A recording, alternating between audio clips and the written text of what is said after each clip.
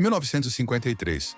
Um médico respeitado administra LSD em pacientes psiquiátricos sem eles saberem. Em outro lugar, um homem é mantido acordado por 169 dias consecutivos enquanto ouve a mesma frase gravada repetidamente. Isso não é roteiro de filme de terror. Isso é MK Ultra, o programa mais sombrio da CIA que durou mais de 20 anos. O programa nasceu do pânico da Guerra Fria. Os americanos estavam apavorados com os relatos de lavagem cerebral que chegavam da Coreia e da China. Soldados americanos capturados voltavam falando como robôs, repetindo propaganda comunista. A CIA entrou em desespero. Como os inimigos conseguiam controlar a mente humana assim? A resposta deles foi simples e aterrorizante. Vamos descobrir fazendo isso também. Richard Helms, diretor da CIA, autorizou o programa em 1953 sob o codinome MK Ultra. Ultra porque era ultra secreto. MK porque Mind Control, controle mental em alemão. Irônico, né? Estavam literalmente usando terminologia nazista para combater o comunismo. O objetivo era claro: desenvolver técnicas de interrogatório, controle mental e até assassinatos usando drogas e métodos psicológicos. O cara por trás de tudo era Sidney Gottlieb, um químico que parecia saído de um laboratório de vilão. Gottlieb tinha orçamento ilimitado e zero supervisão. Ele espalhou dinheiro por universidades, hospitais psiquiátricos e prisões. Os experimentos rolavam em mais de 80 instituições dos Estados Unidos e Canadá. A regra era uma só: não deixar rastros. Dr. Ewen Cameron, no Allen Memorial Institute, em Montreal, foi um dos piores. Seus pacientes chegavam com depressão leve e saíam completamente destruídos mentalmente. Cameron aplicava o que chamava de driving, onde colocava as pessoas em comas induzidos por drogas por semanas, enquanto alto-falantes tocavam mensagens repetitivas 16 horas por dia. Uma paciente, Linda MacDonald, entrou no hospital como mãe de 5 filhos e saiu sem conseguir se lembrar nem do próprio nome. Mas o LSD era a estrela do programa. Gottlieb estava obcecado com a droga e testava em qualquer um que conseguisse. Frank Olson, um bacteriologista que trabalhava para o governo, recebeu LSD sem saber durante um retiro de trabalho em 1953. 9 dias depois, Olson estava morto. Supostamente tinha se jogado da janela de um hotel em Nova York. A família sempre desconfiou e décadas depois descobriram que Olson havia questionado a ética dos experimentos com armas biológicas. Coincidência? Duvido. Os experimentos mais bizarros rolavam na Operação Midnight Climax. A CIA montou bordéis em São Francisco e Nova York com espelhos falsos e câmeras escondidas. Prostitutas drogavam os clientes com LSD, enquanto agentes da CIA observavam tudo, anotando como as drogas afetavam o comportamento sexual e a capacidade de guardar segredos. Imagina a cena: caras importantes da sociedade sendo filmados em situações comprometedoras enquanto estavam chapados de LSD, sem fazer a menor ideia do que estava acontecendo. As vítimas eram sempre os mais vulneráveis: pacientes psiquiátricos, prisioneiros, viciados em drogas, prostitutas, pessoas pobres, gente que ninguém ia sentir falta ou acreditar se reclamassem.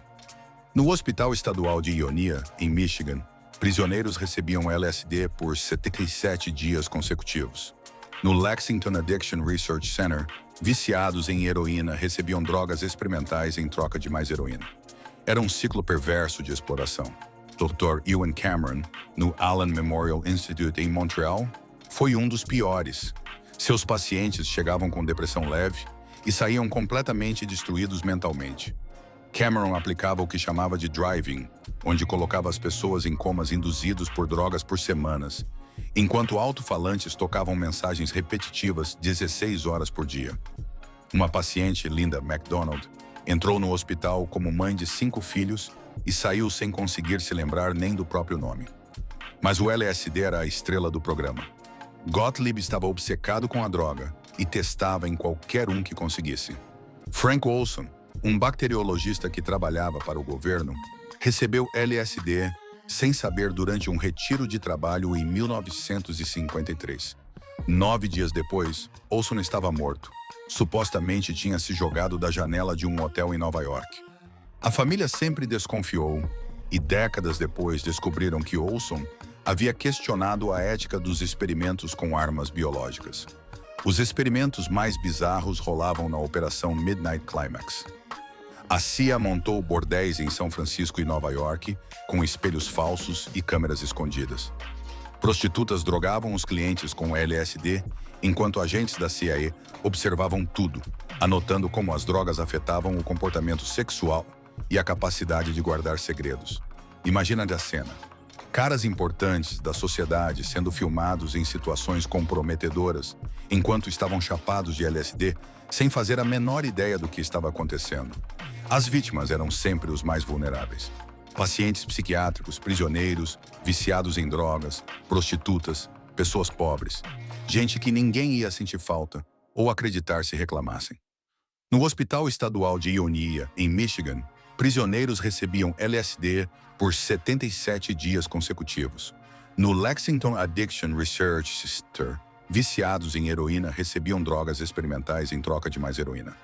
Ken Kesey, que depois escreveu Um Estranho no Ninho, participou como voluntário nos experimentos de LSD em Stanford em 1960. Ele recebeu $75 por sessão para testar drogas psicodélicas. Casey disse mais tarde que as experiências mudaram completamente sua visão de mundo e inspiraram seu livro.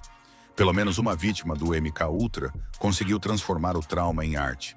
Harold Blower, um jogador de tênis profissional internado para tratamento de depressão, morreu durante experimentos com mescalina no New York State Psychiatric Institute. Sua família foi informada que ele teve uma reação alérgica, mas na verdade ele recebeu uma dose letal de drogas experimentais. O programa estava tão fora de controle que até os próprios agentes da CIA viravam cobaias. Em festas da agência, era comum alguém colocar LSD na bebida dos colegas sem avisar. A paranoia era tanta que a CIA desenvolveu uma pistola de dardos com veneno de peixe que causaria ataques cardíacos impossíveis de detectar. Frank Church, senador que investigou os abusos da CIA nos anos 70, chamou a arma de Heart Attack Gun durante as audiências do Congresso. A arma existia de verdade e foi apresentada como evidência. Eles também testaram aerossóis com LSD no metrô de Nova York, sem ninguém saber. Dr. Louis Jolyon West chegou a matar um elefante com LSD no zoológico de Oklahoma em 1962.